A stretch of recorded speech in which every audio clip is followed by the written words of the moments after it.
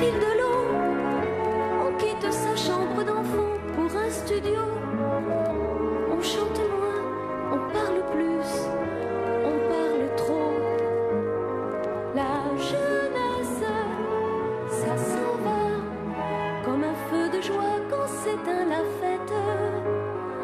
La jeunesse, ça s'en va, on sait d'où l'on vient mais on ne sait pas où l'on va.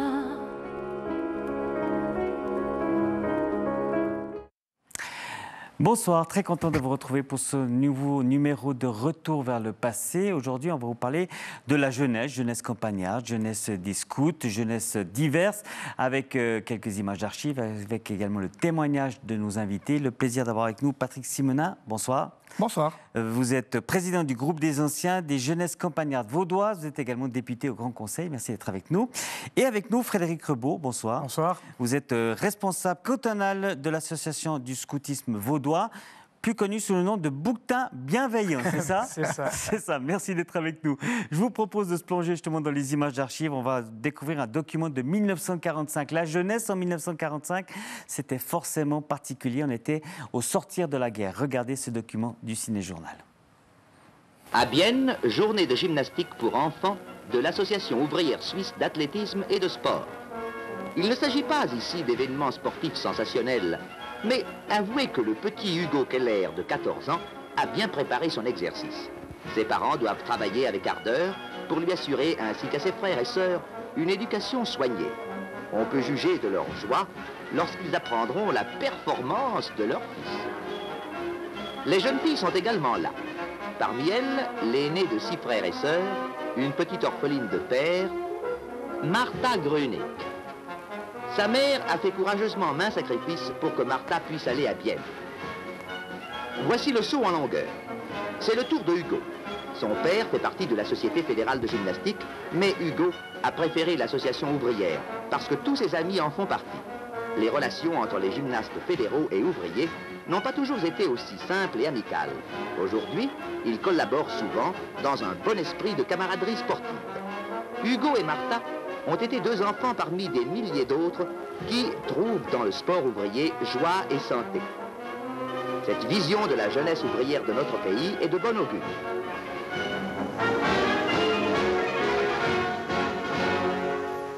Voilà, ce document de 1945, Frédéric Rebaud, vous êtes également éducateur, on va le préciser quand même pour nos téléspectateurs. Qu'est-ce que ça vous inspire, ces images de 1945 ?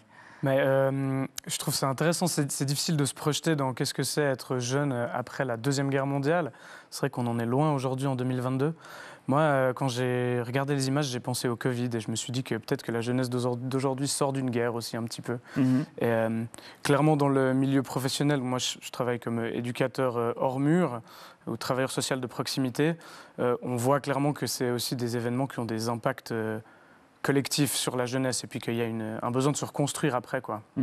Ce qui est intéressant également dans ce document, c'est que Patrick Simonin parle de jeunesse ouvrière, comme s'il y avait plusieurs sortes de jeunesse à cette époque.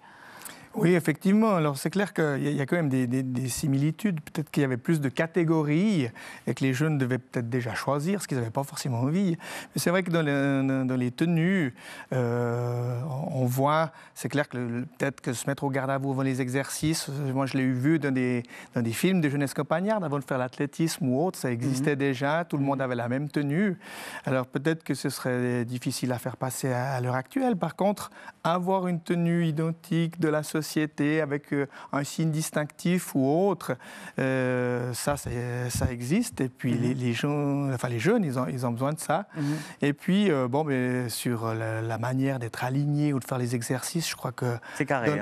Mais dans la gym, si on regarde, si on va voir encore des manifestations de gym, ça c'est resté. Il y a un peu plus de couleur, mais c'est resté. On parlait des catégories justement à cette époque-là aussi, et ça a perduré en plus quelques années. Il y avait la différenciation entre les garçons et les filles. Par exemple, au niveau de l'école, des écoles pour les garçons, des écoles pour les filles. Regardez ce document de 1968 au collège Saint-Michel à Fribourg, collège de tradition, bien évidemment, collège Saint-Michel, où en 1968, on se pose la question, est-ce que le collège Saint-Michel doit devenir un collège mixte? C'est pas si évident que ça. Regardez. À l'autre bout de la ville, Les garçons, Collège Saint-Michel, une institution célèbre dans le monde entier pour le sérieux, la solidité de l'enseignement qu'on y diffuse. Dans les cours et dans les couloirs, les seules robes que l'on voit passer sont celles des prêtres enseignants. 6 garçons dans un cloître, 6 garçons qui s'apprêtaient à passer leur maturité. 6 garçons pour qui le problème des classes séparées ou des classes mixtes a été le prétexte à une solide empoignade entre philosophes. La discussion a duré près d'1 heure. En voici la conclusion. Les jeunes filles doivent avoir leur classe à elles parce qu'il faut qu'elles gardent leur féminité et leur contact sur des bancs d'école tous les jours de l'année. Eh bien, elles deviennent pour finir des garçons manqués. Et c'est pas ce qu'on attend des jeunes filles. Non, non, je ne crois pas que ce soit le cas. Au contraire, elles gardent leur personnalité. Et je crois qu'au contraire, sur le plan de la classe, il y a un net progrès du fait que les problèmes sont vus sous 2 angles totalement différents, d'un point de vue féminin et d'un point de vue masculin. Et je crois que ceci est un grand avantage. J'ai étudié 6 ans dans le canton de Vaud. Je peux dire que les demoiselles sont tout autant féminines dans le canton de Vaud qu'à Fribourg. Eh bien, je crois qu'il ne faut pas mêler les 2 plans affectifs et intellectuels. Je ne mélange pas. Bon. Je ne mélange pas. Ah non, non, non, non, non, pas du tout. Mais sur le point de vue esprit, au point de vue intellectuel même, de tournure d'esprit, elle reste tout autant féminine qu'ici à Fribourg, je le maintiens. C'est génial. On est en 1968. On va devoir attendre jusqu'en 1986 pour que le collège Saint-Michel soit mixte. C'est génial, ces images. Cette discussion est extraordinaire. Alors, je pense que c'était d'actualité à ce moment-là. C'est vrai que nous, on n'est plus du tout habitués à ce cas de figure, même s'il y a encore quelques bastions. Mais je crois que les choses doivent se faire à chacune à leur rythme.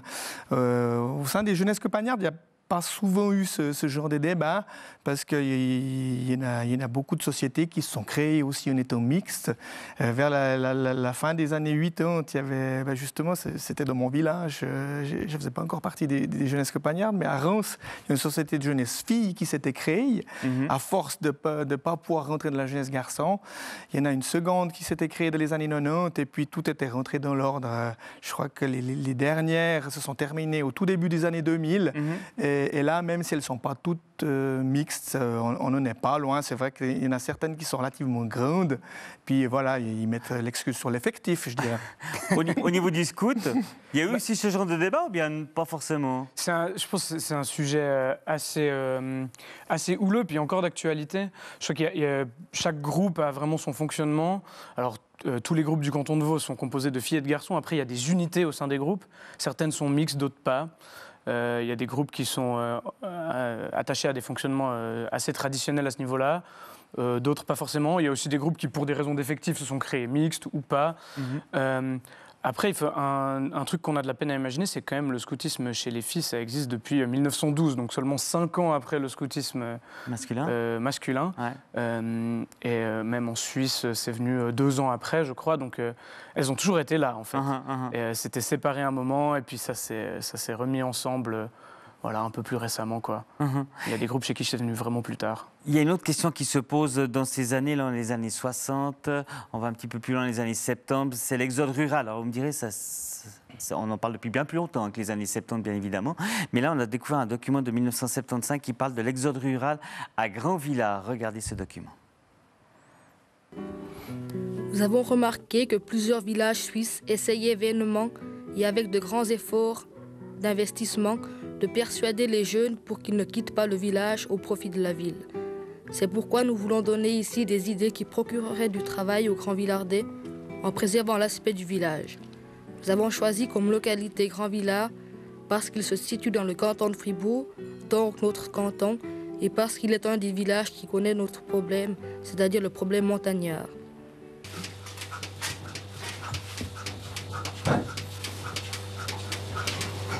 Tu veux reprendre la ferme, toi, une fois? Oui, je veux pas. T'as des frères qui sont aussi à la ferme? Oui, j'en ai 3, mais ils sont en apprentissage. À Bulle ou bien ici au village? Ils sont les 2 à Bulle. Vous croyez que ce serait possible d'accueillir ici je sais pas s'il y a des touristes qui seraient ici pour leur montrer un peu comment on traite les vaches, comment ça se passe dans une ferme? Vous croyez qu'on pourrait leur montrer autour à des touristes? Une autre solution serait celle du touriste estival. On remarque en effet que de plus en plus dans les cités urbaines, des mouvements de personnes veulent revenir à la nature. Ces personnes prennent conscience du problème actuel de la pollution et s'efforcent de protéger la nature. Pour ces touristes qui cherchent à la tranquillité et la beauté de la nature, Grand Villa est l'endroit de prédilection, car sa faune et sa flore ne sont pour l'instant pas encore touchées par la pollution. Alors précisons que ce reportage a été réalisé par des jeunes de l'endroit justement qui essaient de trouver des solutions pour faire vivre en fait cette région. L'exode rural, on ne va pas se le cacher, c'était un grand problème pendant de très nombreuses années. Et d'ailleurs je crois que même les jeunesses campagnardes ont été un peu créées pour faire face à cet exode. Exactement, en fait, c'était un souci à un moment donné dans les campagnes. Les jeunesses campagnardes en 1919 ont été créées sur cette base-là, de créer une solidarité, des rencontres, des échanges entre les jeunes, parce que la relève avait de la peine à venir, c'était pas forcément là qui se voyait. Ce qui est extraordinaire, c'est qu'un siècle plus tard, les écoles d'agriculture sont plutôt pleines. Il y a la volonté de se réapproprier le contact avec la nature et ce genre de choses. Et c'est tant mieux parce que cette vocation nourricière, elle est très importante pour nous, quoi. Au niveau du scoutisme, justement, la différence ville-campagne, vous la ressentez aussi ou bien pas forcément ? Elle n'est pas forcément très forte. Je pense qu'en ce moment, le scoutisme en campagne va plutôt bien. Les 3 derniers groupes scouts qu'on a ouverts dans le canton de Vaud, c'est plutôt des groupes de villages, quoi. Et c'est presque dans les villes où certains groupes ont de plus en plus de peine à trouver des jeunes. Où il y a aussi dans les villes des groupes qui se multiplient et du coup ça fait que l'offre est un peu plus grande, quoi. Alors justement, on va se plonger dans le monde du scoutisme, si vous le voulez bien, avec ce document de 1966. 15 000 scouts de Suisse et de l'étranger qui se retrouvent dans les Grisons à l'occasion d'un camp fédéral suisse. On est en 1966. Regardez ce document. Grande animation au Dôme-Leschg, une vallée du Rhin située entre les localités de Thusis et de Tamins, dans les Grisons. En effet, 15 000 scouts suisses et étrangers s'y sont donné rendez-vous pour participer au 6e camp fédéral. D'aucuns ont retrouvé les gestes et les coutumes de leurs ancêtres celtiques, qui connaissaient déjà, on le voit, les plaisirs de la table. Mais ce camp n'est pas que prétexte à jeu et réjouissance. Ainsi, les scouts marins montrent à leurs camarades terriens leur savoir en matière de sauvetage en mer ou dans l'eau douce. Toujours prêt. Cette devise reste le mot d'ordre du scoutisme international. Oui, toujours prêt à rendre service à son prochain. L'émulation aidant, les scouts déploient leurs efforts dans tous les domaines, alliant l'ingéniosité à l'originalité, sans oublier l'humour. Comment faire marcher une pendule en été, sinon à l'eau de pluie? Le camp fédéral est l'occasion pour tous nos scouts de faire éclater les frontières. Il leur permet de vivre en communauté avec leurs frères de tous les pays du monde, de confronter leurs opinions, leur mode de vie, et de ne pas oublier qu'ils sont les futurs hommes, tous semblables, du moins en ce qui concerne le fait qu'ils vivent sur une même terre.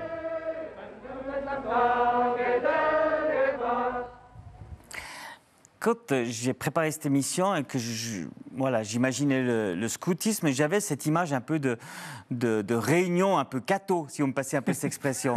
Et en fait, Baden-Powell, le créateur des scouts, n'était pas du tout catholique, il était protestant, il était un général protestant britannique. Donc on a une image un peu biaisée du scoutisme, non ? Je pense que ça dépend de comment est-ce que la culture du scoutisme vous a été transmise, on va dire. Et clairement, aujourd'hui, ces valeurs religieuses, en tout cas dans une partie des groupes, et surtout les valeurs militaires, ont un petit peu disparu. Par contre, ce qu'on retrouve de ces vieilles images, on voit des uniformes assez stricts et qu'on a un petit peu moins aujourd'hui. On aborde toujours le foulard et la chemise, mais voilà, c'est un petit peu plus détendu, on va dire. Par contre, les valeurs communautaires et la transmission de compétences, l'apprentissage, l'immersion dans un thème aussi, c'est des trucs qu'on retrouve encore aujourd'hui. Par contre. Ça marche toujours? Il y a toujours du monde qui vient au scoutisme? On est en croissance, en tout cas. Donc, c'est vrai. Dans le canton de Vaud, il y a de plus en plus de membres chaque année ces dernières années. Donc, et comment est-ce que vous l'expliquez, finalement? Je crois que les jeunes aujourd'hui ont toujours envie de se retrouver et de faire des choses ensemble, de rencontrer de nouvelles personnes et puis de partager. Et puis peut-être qu'aujourd'hui, il y a un besoin de retour à la nature aussi. Et puis ben voilà, on propose des activités en extérieur, proches de la nature justement. Et est-ce que dans le canton de Vaud, vous êtes en concurrence avec les jeunesses campagnardes? Bonne question, je ne sais pas. Moi, je connais des scouts qui sont aussi dans les jeunesses. Ils font les deux, ouais. Ils peuvent faire les deux. Après, c'est vrai que, je ne sais pas, ça dépend s'il y a beaucoup d'activités le samedi après-midi dans les jeunesses. Ce qui marque également au niveau des scouts, c'est bien sûr les activités, justement, vous le dites. Et là, on a découvert un document de 1984. En 1984, le groupe d'éclaireurs de Saint-Paul décide de faire la descente de la Sarine avec des radeaux construits sur place, au bord de la Sarine, pour aller jusqu'au lac de Gruyère. Regardez ce document de 1984. Moment intense. La mise à l'eau et le premier essai de navigation a lieu, couronnant avec succès plusieurs jours de travail.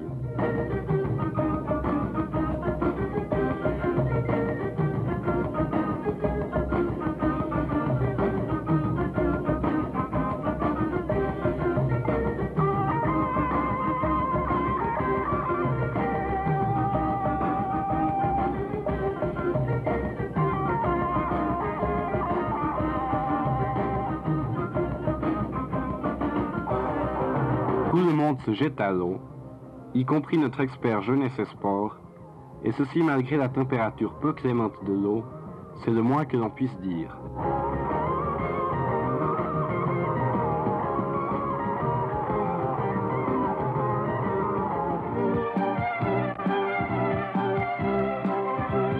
Terme de notre périple, le camp fixe est monté à Écharlens, sur la rive du lac de Gruyère.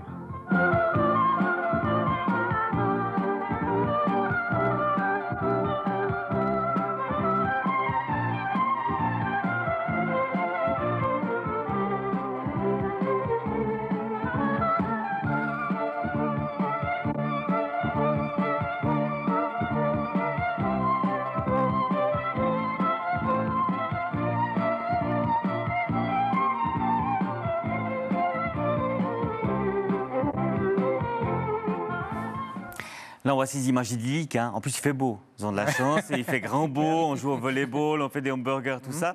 Est-ce qu'aujourd'hui, en 2022, à l'heure des réseaux sociaux, à l'heure du tout connecté, à l'heure des téléphones portables, on a toujours cette ambiance-là? Oui, je pense. Je crois que souvent, on essaie de limiter l'utilisation de ces objets aux scouts. Après, ils sont aussi devenus indispensables parce qu'aujourd'hui, on a besoin d'être atteignable pendant les camps. Moi, je trouve ces images super intéressantes parce qu'il y a... en 1984, ils avaient déjà un expert jeunesse et sport. Je suis très content de l'apprendre. C'est des activités qui sont aussi très encadrées. Il y a des normes assez précises sur ce qu'on a le droit et pas le droit de faire, quelle formation on doit avoir pour faire quoi. Et en l'occurrence, une descente en radeau, c'est quelque chose où les chefs auront été formés à faire ce genre de choses. Oui, parce que mine de rien, en termes de sécurité aussi, bah, c'est un peu des radeaux de fortune quand même qui sont construits. Hein. C'est pas des choses qui ont été préfabriquées, ils l'ont fabriqué eux-mêmes. Et du coup, il faut être attentif à ce genre de choses quand on fait ce genre d'activité. Hein. C'est clair. Alors en tout cas, aujourd'hui, si une activité comme ça se fait, il y aurait quelques personnes qui sont formées en sauvetage et puis qui ont appris à faire ce genre de choses. Quoi. Je ne sais pas si en 1984, c'était autant réglementé. Je ne suis pas certain. Mais en tout cas, aujourd'hui, c'est sûrement un peu plus réglementé. On va passer aux jeunesses campagnardes. Je vous pose la même question. Est-ce que les jeunesses campagnardes, vous vous sentez en concurrence avec les scouts ?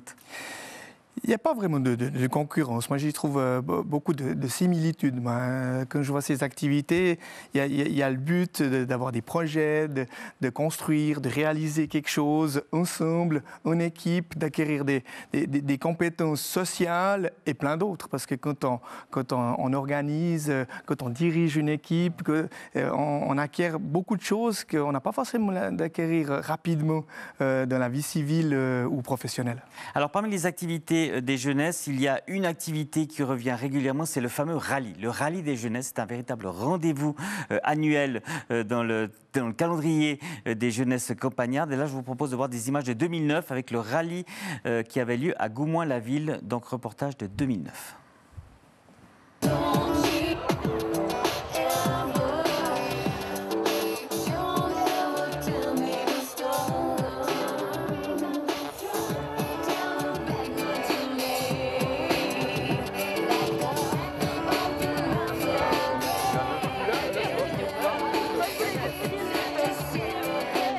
Là, c'est le serment.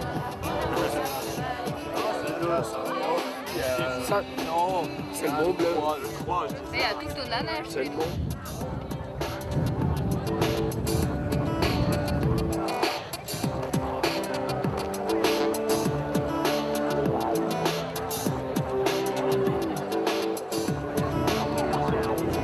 Allez, voilà. Regardez. Moi, j'ai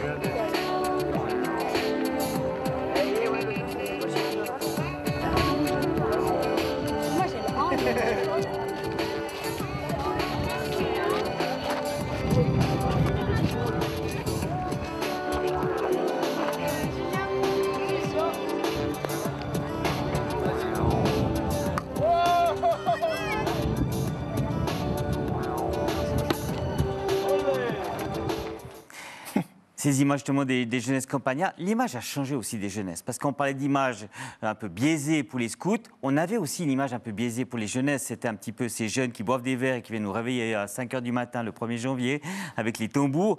Ça a changé, hein. Ça a vraiment changé en termes d'image. En termes d'image, oui, c'est-à-dire que c'est plus facile de communiquer à l'heure actuelle et puis de montrer le concret de ce qui se passe. C'est vrai, ce que les gens ne savaient pas peut-être, c'est que toute la journée est dédiée à des activités, que ce soit sportives dans les girons, le ski au camp de ski.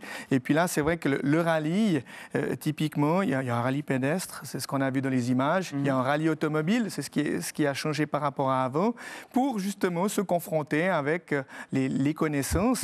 Et puis, au départ, dans les années 50, c'était un concours intellectuel qui se faisait dans des endroits fermés, avec une dictée et autres. Puis c'est vrai que la motorisation a permis ce genre de manifestation. Après, c'est clair que l'aspect festif, l'aspect de la joie de vivre, il reste. Il n'y a pas moins d'éclats de rire et de musique en soirée, ça c'est clair. La prochaine évolution, c'est que ils doivent trouver des solutions pour que soit il n'y ait pas de réseau, soit que... C'est ça, éviter de prendre les téléphones pour retrouver le Mont Blanc. Soit la réponse n'est pas sur Google, voilà. Et moi, ce qui m'épate aussi avec les jeunesses, c'est la force de l'organisation. Quand vous faites justement des girons, quand vous faites le Téléthon, par exemple, qui se fait chaque année, on arrive à construire des trucs complètement folles, en fait, à force de bras, à force d'idées, à force d'énergie, et ça, c'est extraordinaire. C'est clair qu'on en revient à une des certaines vocations du départ, c'était d'entretenir cet aspect d'aimer le travail. Ça, c'était en 1919 et c'est resté. C'est vrai qu'en général, il n'y a pas de manque de force bénévole. Et puis, souvent, les gens, quand ils se mettent en idée d'organiser quelque chose, ils s'en donnent les moyens. Alors, ils ont l'équipe, ils ont les compétences, il y a toujours les anciens qui sont tout proches. Et puis, c'est le projet d'un village à un moment donné. Alors, c'est vrai que des fois, ils se tirent un peu la bourre pour faire le plus grand caveau, la plus grande tonnelle. Oui, c'est ça, une sorte de concurrence entre les villages. Voilà, mais c'est vrai que c'est l'émulation qui fait ça. Je vous propose de voir un document de 1994. En 1994, la Fédération vaudoise des jeunesses campagnardes fêtait son 75e anniversaire et à l'occasion, eh bien, un document avait été fait justement à l'occasion de ses 75 ans, donc 1994. 1919, la Première Guerre mondiale vient de se terminer. Il faut canaliser les énergies de la jeunesse des campagnes qui pourrait être tentée de chercher à l'Est de nouvelles idées. Création très politique de la Fédération des jeunesses campagnardes. 75 ans plus tard, le besoin n'est plus politique, mais les sociétés de jeunesse sont toujours bien vivantes. Et il y en a même de plus en plus, regroupant près de 5000 membres. Ça correspond à un besoin peut-être de certains jeunes de faire autre chose de ce qu'on offre habituellement dans les villes ou comme ça. De se rencontrer surtout, je crois que c'est ça le plus gros point. Feu de Ris, un village entier livré aux sociétés de jeunesse pour célébrer un anniversaire et se souvenir. 2 raisons pour une manifestation qui sort des activités traditionnelles de ces sociétés plutôt sportives. Cette fois-ci, la manifestation se veut culturelle. Du vénérable four à pain remis en activité pour l'occasion au pressoir à pommes, le tout dans une ambiance de fête, parce qu'animer les villages est devenu une des raisons d'être de ces sociétés, qui sont aussi des facteurs d'intégration civique. On peut être à 17 ans président, caissier ou secrétaire d'une société, et ces responsabilités-là, vous ne les avez pas, ou très rarement, dans une autre société locale qui est gérée par des plus anciens. La jeunesse, c'est vraiment une fantastique école de la vie. Alors ça, c'est vraiment un point commun que vous avez justement les jeunesses et les scouts. C'est une formidable école de la vie. Là, on l'a dit, à 17 ans, on peut être caissier, par exemple, d'une jeunesse ou vice-président ou secrétaire. C'est une école de la vie, une école de la société également. Bien entendu, oui, on apprend énormément de choses. C'est clair que là, le souvenir de Feu de Ris à Chevaux dans notre cadre, c'est extraordinaire. C'est un petit peu le summum du 75e anniversaire. Là, on se rappelle de Savigny, le 100e anniversaire, il y a 3 ans. 2019, là, ça avait été quelque chose, un jalon incroyable dans l'histoire de la FVJC. Et puis surtout, il y avait eu cet aspect intergénérationnel. Le but, c'était de réunir, comme ça se fait dans nos manifestations, toutes les générations de fédérés et de futurs fédérés aussi qui viennent avec leurs parents, parce que les premiers girons, on va avec nos parents, on y va en famille et puis on découvre ce monde. Vous aussi, au niveau des scouts, justement, l'apprentissage du social, l'apprentissage de la vie. Oui, absolument. Justement, on a des responsabilités aussi très tôt. Donc à partir de 14-15 ans, voilà, on se voit déléguer peut-être une patrouille et on doit organiser des activités pour cette patrouille, donc peut-être une dizaine de personnes un petit peu plus jeunes que nous. Et puis après, voilà, il y a une progression en fait qu'on va essayer de favoriser dans le scoutisme où petit à petit on va s'impliquer dans, par exemple, l'organisation de camps pour une troupe de 30 personnes. Et puis voilà, après plus tard, on se retrouve à organiser des camps pour plus de 20 000 personnes comme certains le font en Valais cette année, puisqu'on a notre 10e camp fédéral cette année. Ouais. Donc c'est les mêmes images qu'on avait vues tout à l'heure. Hein. Justement, c'est vraiment ce grand rassemblement avec près de 20 000 scouts. Hein, exact. Ouais. Ouais. Passeport vacances, ça vous dit forcément quelque chose, parce que c'est vrai qu'il y avait cette question qui se posait justement il y a 20-30 ans en arrière. C'est quand on est jeune et puis que les parents travaillent durant l'été, on ne sait pas forcément quoi faire. Et donc a été créé les fameux passeports vacances. Je vous propose de voir ce document de 1984 qui nous amène sur l'eau. Regardez.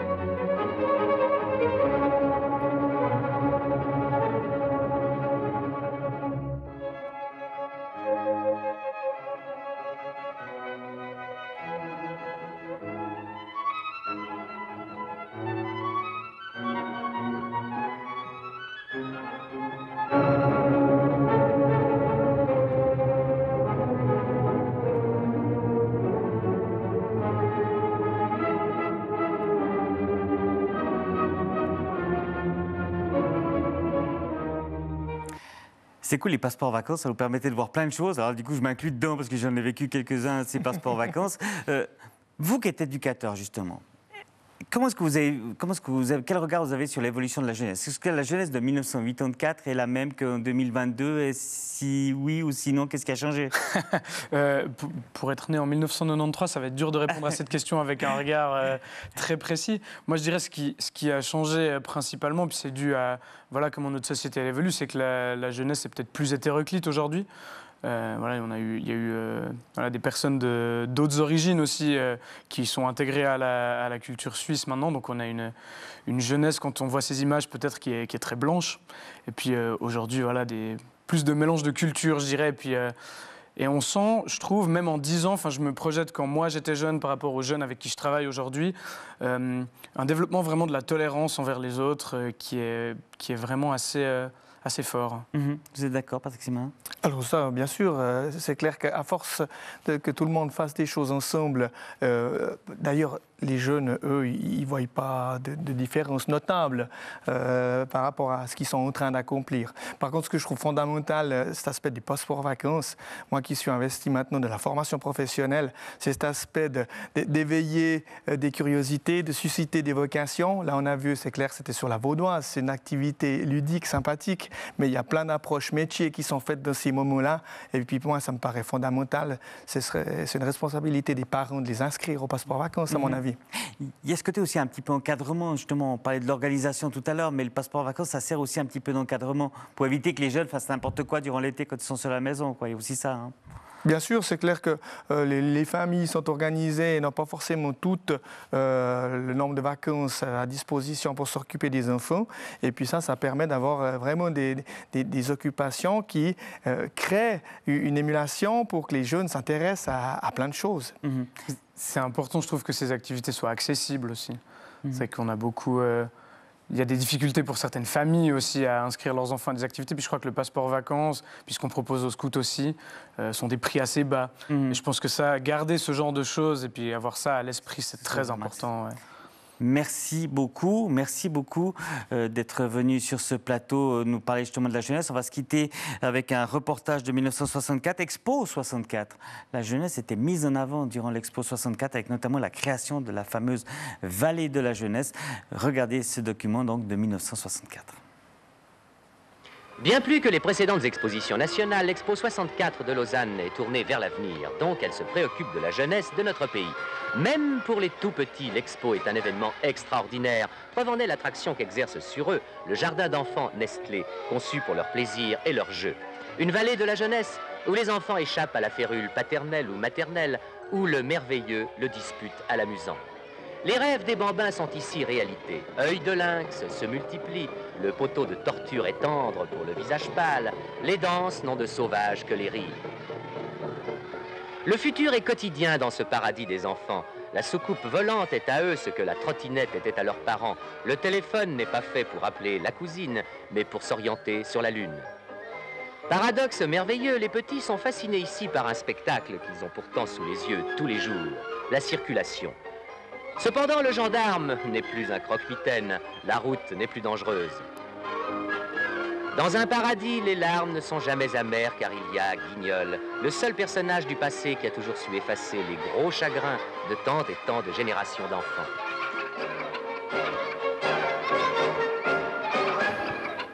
Et sans transition aucune, on va vous parler maintenant de d'hôtel. Voici notre rubrique Pas si simple.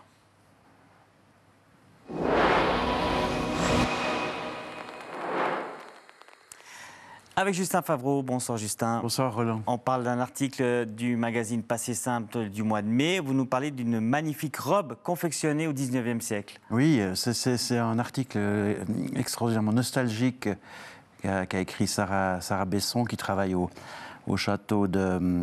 j'ai un trou de mémoire. Où est la robe? Aidez-moi. Oui, de château de Vallongin. Château de Vallongin. Où est cette robe aujourd'hui? Oui. Et puis, donc, c'est l'histoire d'une robe absolument somptueuse. C'est le Mneck plus ultra. C'est une robe absolument sublime qui est fabriquée dans les années 1842 parce qu'on apprend que la reine de Prusse va venir en visite officielle à Neuchâtel.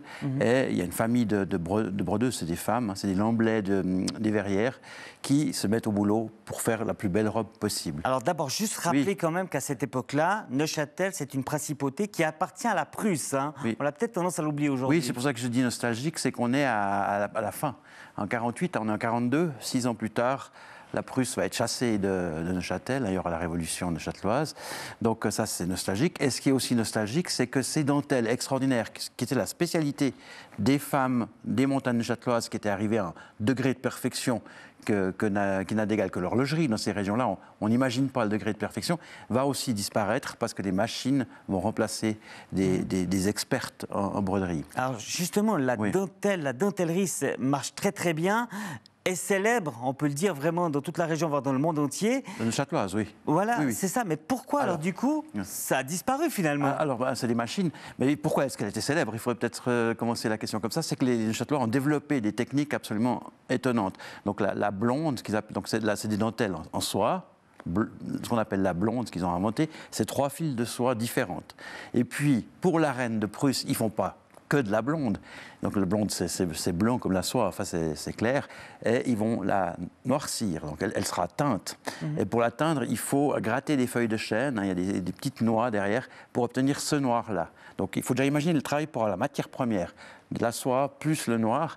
Et ensuite, cette soie, elle se casse. Elle se casse très vite dès qu'il fait sec. Donc ces femmes, elles travaillent dans la cave, parce qu'il y a là que l'humidité suffisante. Et elle passe le travail de cette robe-là, qui est somptueuse, c'est 2 ans. 2 ans de travail à plein temps. Voilà. Et la conclusion quand même de tout ça... C'est affreux. Cette robe, eh bien, elles vont jamais pouvoir la remettre à la reine de Prusse. Exactement, parce qu'il y a une tradition familiale qui dit que la reine de Prusse devait passer aux Verrières et puis elle a changé son itinéraire. Les sources disent pas ça, il n'y avait pas d'itinéraire, semble-t-il. L'hypothèse la plus vraisemblable, celle qui reste à la fin de l'article, c'est qu'elle n'était pas finie. Évidemment, le travail de cette nature, de cette durée, pose des problèmes de planification. Et en fait, la robe qui est maintenant toujours au château de Valangin exposée, elle est pas tout à fait finie. Donc je pense qu'elles n'ont pas osé la donner à la reine.